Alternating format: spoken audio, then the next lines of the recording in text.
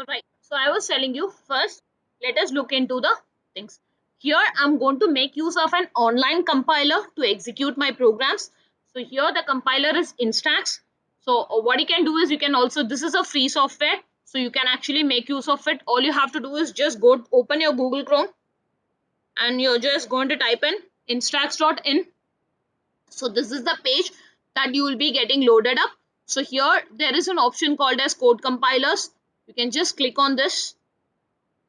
Okay, and here is the screen where you will be getting, this is the place where you will be typing your programs, and this is your output screen where you can actually view the output of it. So now before typing your program, first choose the language of your choice. So this platform actually supports multiple programming languages. So you just have to go in here and choose the programming language that you're planning to work with. So since we are using Python, so Python, I'm going to make use of the 3.8 version. So just select that. So here is our thing. So I told you what is the specialty of Python. It is a dynamically typed programming language. Right. So what I'm going to do is I have no necessary to declare any variable names. So I can directly give the name and I can assign the values for those variables. Right. So here what I'm going to do about that is just take any variable name. Here I'm going to give the variable name as a. So I'm just simply going to say a equals to. Then let me say some value. Right. Next I'm saying again another value b equals to. So again here I'm giving a string value. So first here I have given the integer. So what are the, let me take here, I have just selected the notes option here. So I'm just going to give some notes here. So see, what are the basic data types? I told you the 5 types that we are going to study first. The 5 types are going to be int, float, string, bool, and complex. So these are the 5 categories that we are going to be learning first. So I'm saying a is equal to some integer value. So what is the speciality of the int? Int represents whole numbers. So no fractional, no decimal value, only the whole numbers means it is int. So I'm going to say the number as 45. Yes, 45 is the whole number. So there is no, restrictions. It can be even a 4-digit number, 5-digit number, 6-digit number, anything. So you're just going to store some numbers here. Okay, the second here I have chosen is strings. So here this category str. So str is nothing but a string which is like group of characters. So this is going to be used to store a group of characters. So remember, enclosed within, okay, it is going to be enclosed within quotation. So you have to enclose this within quotation. The value needs to be enclosed within quotations. So there I have given that also. Right. So this is the string type. What is the next? I'm just going to say again. Now see, I'm going to make use of another variable. Say I'm saying C is equal to. So let us give some point values. Let me give some decimal point values like this. Okay, then I'm again closing it with a semicolon. Okay, which is actually not necessary when it comes to Python, because in Python semicolons are not mandatory. So if you give semicolon also, it is not a problem. It is not going to create any errors. If you don't give semicolon, if I'm going to type like this, if I'm not using the semicolon, then also it is not going to create any errors for me. Both are perfectly fine, acceptable. Right. So now the next, what is the thing I have done? I have given used float. So as I said, float is used to store numbers, okay, with some fractional values. So numbers with some fractional values, then it belongs to the type float. So that also I have done. Okay, next I'm saying D. So D is equal to, I am saying true. Okay, now this category we call it as, so remember this category we call it as bool. Bool means boolean. So we, the full form of it, We call it as Boolean. So Boolean value means you can store either true or you can store false. So these are the only two possible values of the type bool. So bool means you can store either true or false. Nothing else. No other value can be stored inside that. That category is what we call as bool. Now the last one. The last one, what I'm going to store is something called as complex. This data type is called as complex. So the complex type is also numbers, but the numbers here will be divided into real and imaginary parts. The number will be having the real and the imaginary parts. Say for example 10 plus 2j. This is the syntax for storing the complex. So in depth we will study about all these data types. So here I'm just giving you a small introduction to it. So we will be studying about each and every type in detail, what it is, how I'm going to use it, and all those informations also. Right. So here the 5 basic data types I have done. So I have created one variables for each and everything equals to, and I have assigned the values also for it. So now what is the next step I'm going to be doing is I'm going to print the values. So I'm going to say print A. Right. So same way, let me just copy this code. B, C, D and E. Right. Let me just change the name of the variable here. Done. So let us first execute this program to see whether it is working or not. Okay, I'm just going to run this code. See what happens in the output window. Whatever you have given the values, all those values are getting displayed for you. So again, you are familiar with the print. Print is an output function. So whatever you give within the print is going to get printed for you. So I have already discussed in detail about the print function. So if you want, you can just go to the previous videos and have a look at it. Okay, for your reference. So here I have I have inside the print function, I'm just giving the variable name. So then what it is showing, whatever the value that is stored inside that variable is getting printed out for me. Right. So now I said this is an integer, this is a string, this is a float. How to prove that? You can't take just my words for it. So I want proof. What this is the data type for this A. How to find that out? For that, remember you have a predefined function. Okay, or we call this as a built-in function. You call this either as a predefined or a built-in function.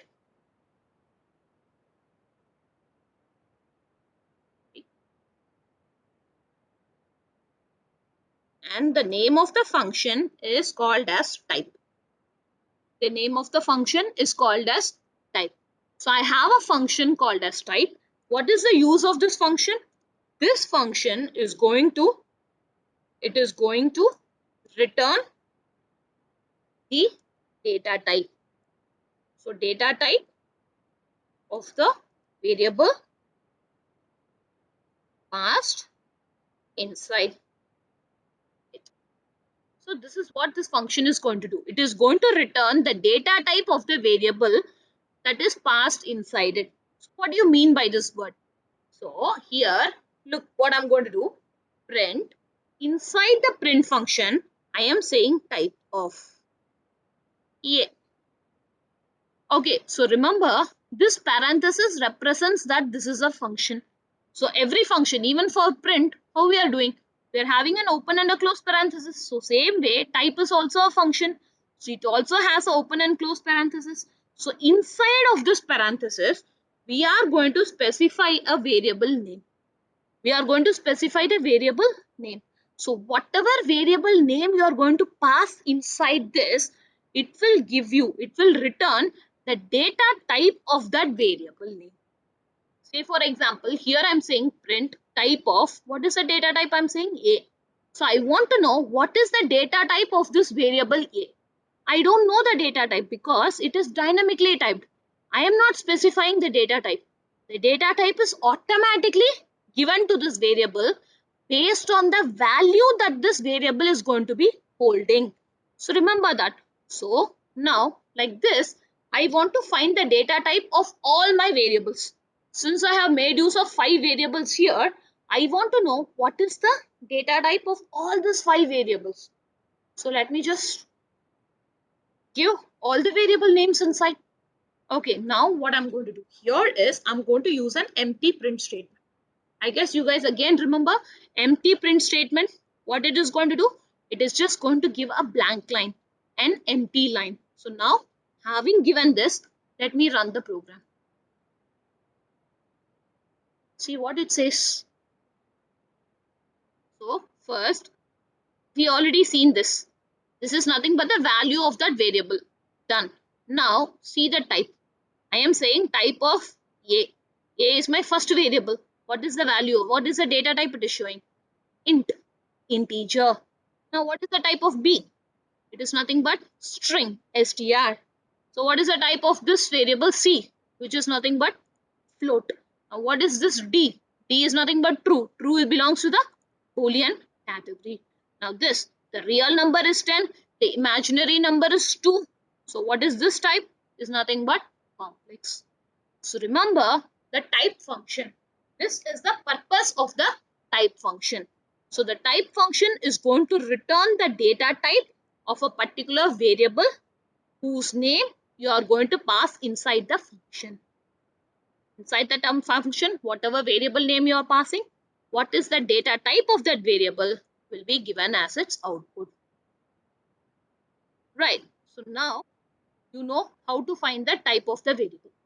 Right. Next thing is I'm going to introduce you to another predefined function, okay, which is called as ID.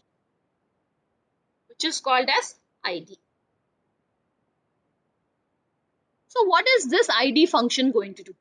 So I told you that every variable will occupy some memory because inside that memory space only it can store this value and keep. Right. So that is the possibility. So where is this going to be stored? Which memory location? I want to know the memory location. So every memory location has an address. Every memory location that is present inside has an address. See, for example, you are there. I want to find you. How will I find you? You have an address. You have a home. You're staying at that address. So if I want to come meet you, I will be coming to your address. So same way, every data here is stored at some memory location, and that memory location is having some address. So how to find that address? How will I know what is the address of this variable A? How to do it is with the help of this function called as ID. So ID is a predefined function which returns, okay, the location, which returns the location, or what we call as memory address. Yes, memory address of the variable. Right. So again, how to make use of this? How to make use of this function is, what I'm going to do is, again, first let me add an empty print so that I'll have a line in between. I'm just going to say print ID.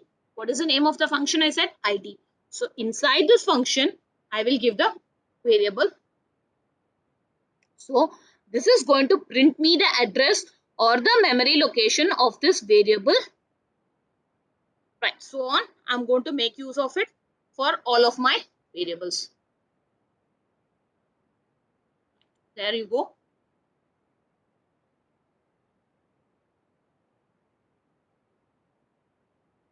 And E. So all of my variables it is there. I want to know the memory address also. So let us run this piece of code. See what it says here. So the first set of print statement is used to print the values. That is done.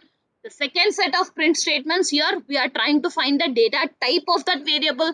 That is also done. Third set of print statements, what we are doing here, we are trying to find the address. Where are these variables getting stored? So how to find that memory location? How to find the address? See, It is all giving me the locations. See how every variable is occupying some different memory locations. Everything is not same. All the values are going to be different here.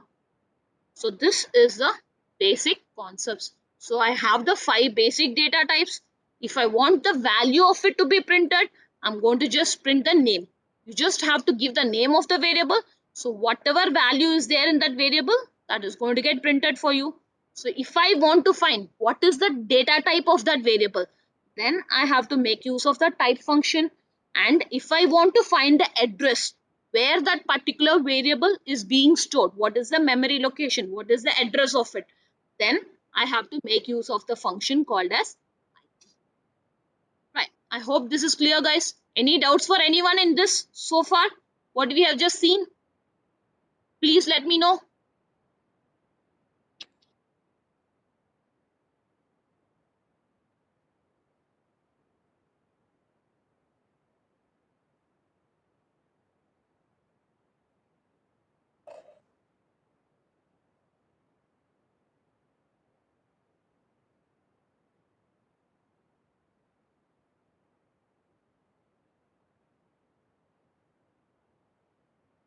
Guys, any doubts for anyone?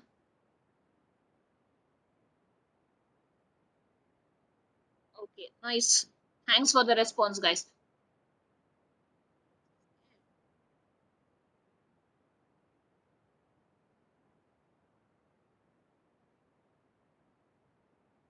Done. So moving on. So I discussed with you the type function, and then I discussed with you regarding the id function also. Right. Okay. Next is what we are going to discuss is about the data type int. So we are going to see in depth about this data type int. So I have already told you int function is used to store whole numbers. So it is used to store whole numbers. Whole numbers can be either positive number or negative number. That doesn't bother. Okay, there is no problem with that. So let me clear this. So now we are going to discuss about the int data type. Okay, so yes, as I was telling you, int data type. Okay, let me say x. So I am saying x is equal to 10, which is a positive number.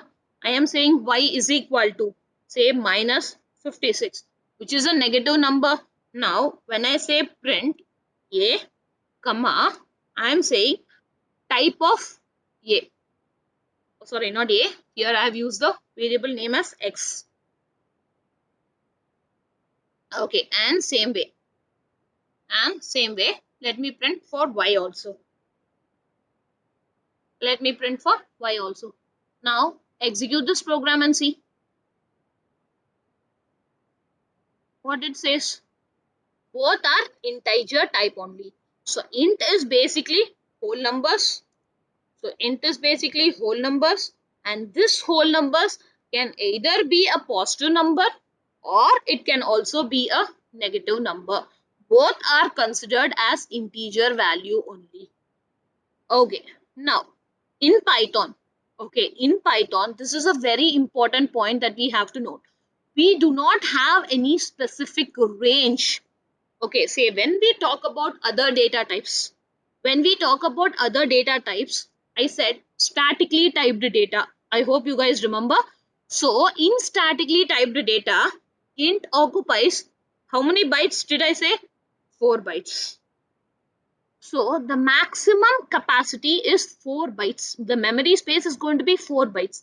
So when the size is restricted, when I have a limitation on size, then there will definitely be a limitation on the minimum and the maximum value that I can store inside. So in any of your statically typed language, all the data types, okay, all the data types had something called as a range. Had something called as a range. Range is nothing but min and max value. So I had a minimum value and I had a maximum value. So when I declare a variable of data type int, then it can store only between this minimum and maximum value. If I try to store it beyond that, then it is not possible. my data is going to be incorrect. It will, create different problems in my program. But in Python, I have this advantage. Python is a dynamically typed language. So there is no 2 bytes, 4 bytes restriction and all. That means I don't have any minimum or maximum value. I don't have any range. There is no need for you to worry about that. So here I'm saying Z is equal to, can you tell me what is this number? I have absolutely no idea to read it. No. Okay. So this is the value I'm storing in Z. Right. So now I am saying Z is equal to, okay, Z is equal to Z plus 1. Z is equal to Z plus 1. Then I'm saying print Z, comma. I also want to know what is the data type of Z. So I'm saying type of Z. I want to run this program. See what it says. See the last number here. What is happening? I'm saying this number plus 1. So plus 1 means what will happen? Here the last number is going to become 2. See what happens here. You're getting the value. So no matter how big your number is, there is no minimum value, there is no maximum value when it comes to integers in Python. So how much ever big number you're giving, it is going to accept. It is just based on the memory that is available in the system capacity. How much of memory space is available, that much of things it can take. And of course, this is also of type int only. So this is another advantage with your Python. So there is no limitation on the data. How much ever bigger value you are giving, that is also going to be treated as an integer. It is accepted, and you can perform any normal arithmetic operations on those kinds of numbers also. Right. Having said that, now there are 4 different ways in which you can actually represent your integer values. So we are going to talk about the data type int. So int means whole numbers, which is a positive number or a negative number. So there are basically 4 different ways of representing these numbers. So the first one is a decimal method. The second is a binary method. The third is an octal method. And the fourth is a hexadecimal method. So these are the 4 different ways by which you can actually represent your integer data. Okay, no matter what type of data you are representing, it is always going to belong to the category as int only. Whether you are storing it as a binary number, then also the data type is going to be int only. If you are storing it as an octal number, yes, you can, but the data type, it will show only as int. So no matter in what form you are going to store it, the data type is always going to be int. That is not going to change here. Right, so let us just see first what is a decimal representation. Decimal representation is the default number system, that is base 10. So default number system. Now here I am saying x is equal to 10, y is equal to minus 56. Then I am saying z is equal to, sorry, I have no idea how to read this value, but some value like this. Okay, this is a default decimal system. That is nothing, number system, which is nothing but the decimal value, base 10. That is, it is allowed numbers are 0 to 9. 0 to 9, any combination. You can have either a positive number or a negative number, but the number range comes between 0 to 9. Anything is considered as a decimal representation of values. Okay, next thing I have is binary representation. So remember, binary means it is base 2 by. Okay, so the only allowed values are 0 and 1. So in a binary system, the values can only be 0 or 1. Nothing else is possible. Okay, and one more thing is, here, when you're storing the number in form of a binary value, you're going to make use of the 0b. Okay, it is 0b. Either b can be in small letter or b can be in capital letters also. So it's always represented, the starting should be 0b followed by the number. Say for example here, say for example I am saying a is equal to 0p 1111. So this is a binary value. So how come I say it is a binary? Because I am prefixing it with 0. If I don't give this, if I am giving all 1 1 1 1 like this or 0 0 like this, can I call this as binary? No, it is not. Even though it consists of only ones and zeros, this is a normal decimal number. It is not zeros and one. How to say it is binary? I have to compulsorily prefix it with this 0b notation. Then only it will be considered as a binary. Right. The next form, octal. The next form is the octal representation. Octal base 8. So that is 0 to 7. 8 numbers. So 0 to 7 are the only allowed values that can be stored for the octal concept. Okay, so here the prefix is 0 O.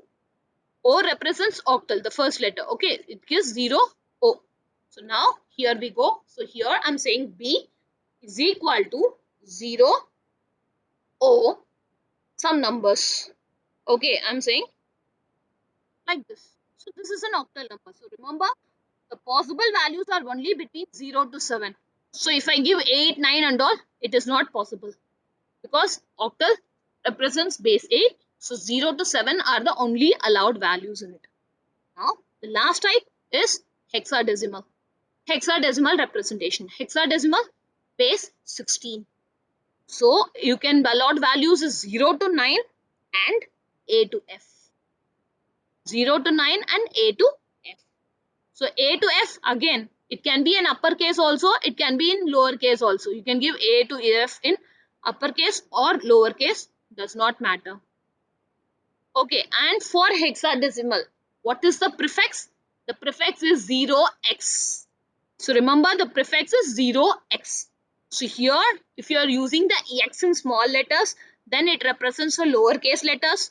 If you are using x in capital letters, then it represents uppercase alphabets. That is A to F in uppercase. So 0x is the hexadecimal representation. So I am saying 0x. So I am saying AAA. Yes, it is valid because I can store numbers from 0 to 9 and allowed alphabets are A to F. So all these are allowed values here. Okay, so let us take this out. So here again, I'm saying B is equal to the normal decimal value, the normal decimal representation. So now let us print A, and of course, let us get to know the type of A. I already told you whether you're storing it as a decimal value, as a hexadecimal value, binary value or octal value does not matter. It is always going to say the data type is int. That is never going to change for you. So let us check that also.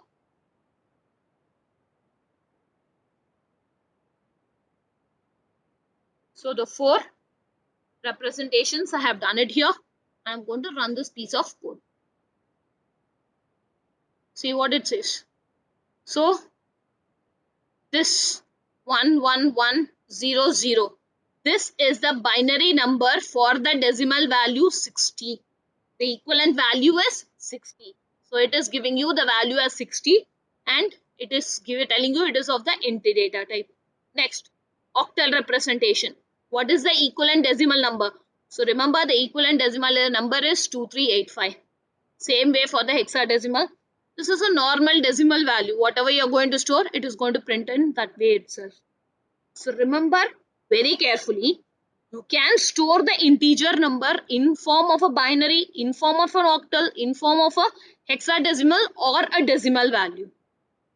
All these 4 forms are allowed and all these 4 forms, see the category, the data type is of integer only. Now, when you print the values, it will be printed by in the default number system. What did I say? Decimal is the default number system. So in that form only, the data is going to get printed for me. So this is the first thing what we have to know about the integer data type. So integer data type, what are the key points what we have seen? It can have both positive and negative number. There is no going to be any range. So there is no minimum maximum value and all. So you can store how much ever bigger data you want. You can store that also. You can perform any of your arithmetic operations. And the 4 different ways of representing your integer, data type we have just discussed. Right. So the next category, what we are going to go for is the category called as float. Right. So here you have to understand one thing. In Python, we do not have double data type. So in other programming languages, the floating point data type is categorized into two categories. Normally in any programming language you see, we will have float and we will have double. So these two data types, we use it to store fractional values. In Python, we do not have double. Double is not available. There is only one data type which is called as float. Okay, so in this float again, there is no minimum maximum value. You can store any number of data as you want. Okay, let us just have a small look at this example. Right, so here I go. And guys, this is a formatted input, output I'm putting. So I have already discussed about this in my print function video. So if not, I request you guys to go have a look at that. So just for everybody's sake, I'm just changing here with just a normal ones. Okay, there you go.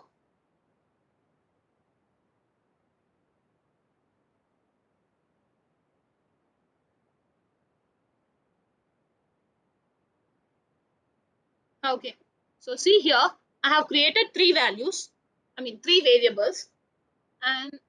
have a look how I'm storing the values inside that. So variable A, inside variable A, I am getting 142.236. Okay, so I am having the whole number also, I am having the fractional number also. Right, this is one way. Here I am saying B is equal to zero point 0.2. I am giving only the point value. I'm not giving any whole numbers. Then whenever you're going to give a value like this, then it will automatically take it as 0.2. When your whole number is not mentioned, when you're just giving the fractional value alone, so when you're just saying 0.2, then by default it is going to take it as 0.2. And same way here, have a look at the C type. I'm giving C is equal to 4 point. That's it. I'm not mentioning what. So it will automatically take it as 4.0. So the automatic representation, it is going to take it as 4.0. And all these three, it belongs to the type float. So let us run this and check it once. See what it says. Float data type, float data type, float data type. Okay.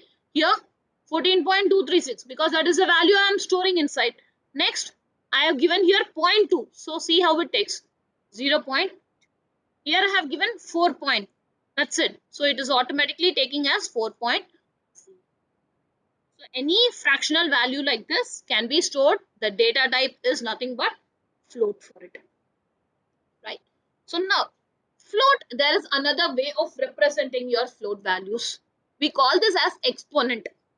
Exponent, or we call this as a scientific notation of representing a float. So what is the scientific way is, basically this is used when you're having a very large floating number. It is very difficult for us to type that much big number. So what we do is we represent it in a shorter form, in a short way. That is, for example, this is my floating point value. That is 1200.0. This is my floating point value.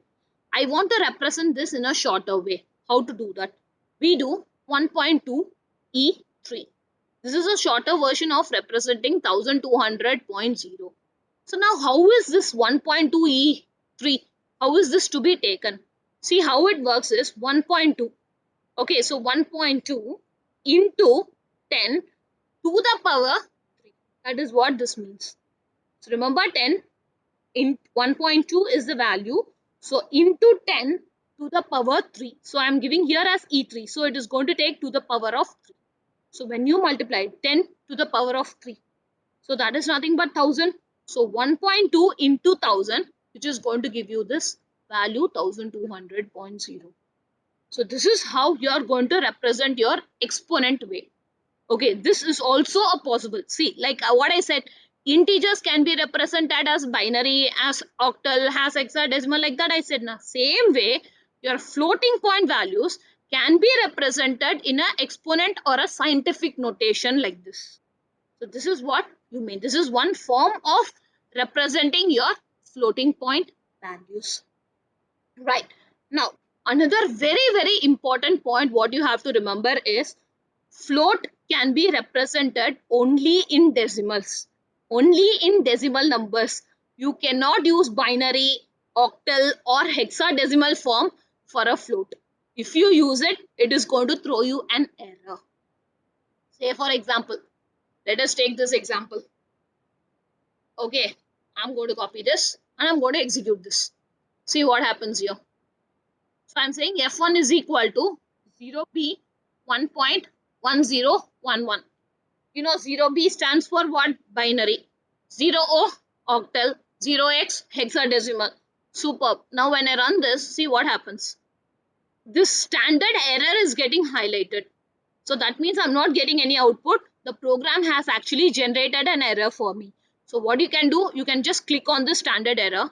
See what it says.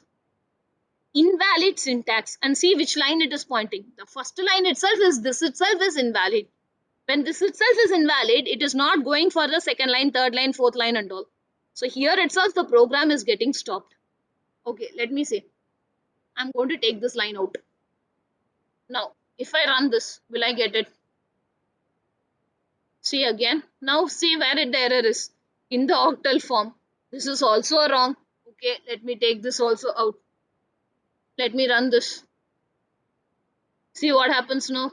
The hexadecimal form is also wrong. So that is also saying invalid syntax. So basically, what it means is we cannot represent the floating value either in a binary, octal or hexadecimal. So the only allowed notation is either you can store a normal decimal numbers with some fractional values in it, or we can use it in a exponent way. So these are the only two ways of representing my floating point values.